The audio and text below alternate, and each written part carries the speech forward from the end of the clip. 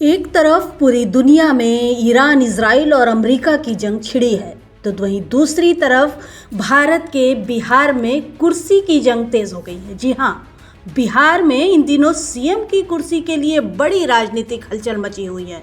मुख्यमंत्री की कुर्सी को लेकर चर्चाओं का बाजार गर्म है।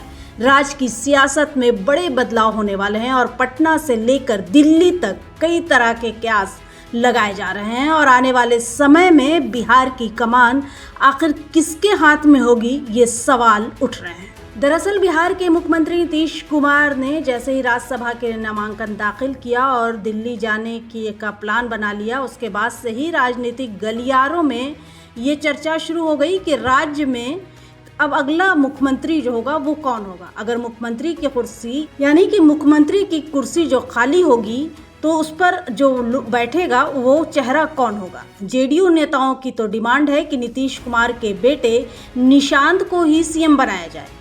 जब एक समय में राबड़ी देवी मुख्यमंत्री बन सकती हैं तो निशांत क्यों नहीं। उन्होंने पार्टी भी ज्वाइन कर ली है और डिप्टी सीएम बनाने की चर्चा तेज है, लेकिन पार्टी के कुछ विधायकों की मांग है कि उन्हें डिप्टी सीएम नहीं सीएम ही बना दिया जाए। इस बीच एनडीए की सहयोगी पार्टी लोक जनशक्ति पार्टी रामविलास के कार्यकर्ता अपने नेता के लिए जोर शोर से आवाज उठाने लगे। चिराग को सीएम बनाने का इससे अच्छा मौका कहां मिलेगा। चिराग पासवान खुद बिहार का सीएम बनने की इच्छा भी रखते हैं। पार्टी समर्थकों का कहना है कि अब बिहार को युवा नेतृत्व की जरूरत है और इसके लिए सबसे उपयुक्त चेहरा केंद्रीय मंत्री चिराग पासवान ही हो सकते हैं। कार्यकर्ताओं का दावा है कि चिराग पासवान की लोकप्रियता युवाओं के बीच तेजी से बढ़ रही है और वो राज्य को एक नई दिशा दे सकते हैं।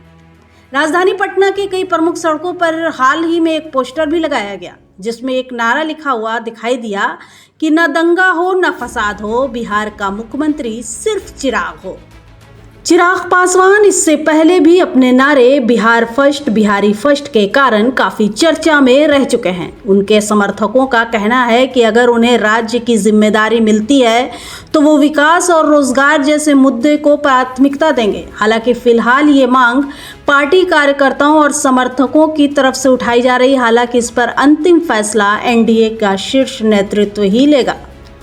कुछ विश्लेषकों का मानना है कि आने वाले समय में बिहार की राजनीति में पीढ़ीगत बदलाव देखने को मिल सकता है। ऐसे में एनडीए के भीतर कई नामों पर विचार हो रहा है, लेकिन अभी तक किसी भी नाम पर आधिकारिक तौर पर मुहर नहीं लगी है।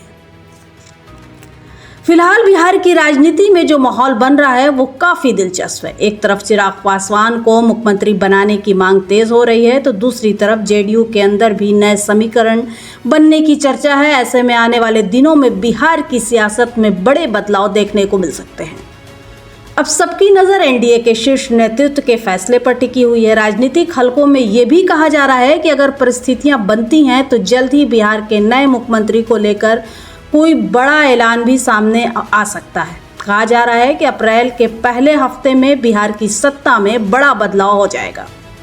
तो क्या चिराग पासवान को मिल सकती है बड़ी जिम्मेदारी या फिर राजनीति कोई नया मोड़ लेगी? इन सभी सवालों के जवाब आने वाले समय में साफ हो जाएंगे। फिलहाल बिहार की राजनीति में सस्पेंस बरकरार है और हर दिन नए कयास लगाए जा रहे हैं। राजनीतिक उठापटक और तीखी बयानबाजी भी जारी है। फिलहाल ये तय है कि बिहार की सत्ता अब पूरी तरह से एनडीए नहीं बल्कि बीजेपी के हाथों में जाने वाली है। Bureau report, Bharat plus 24।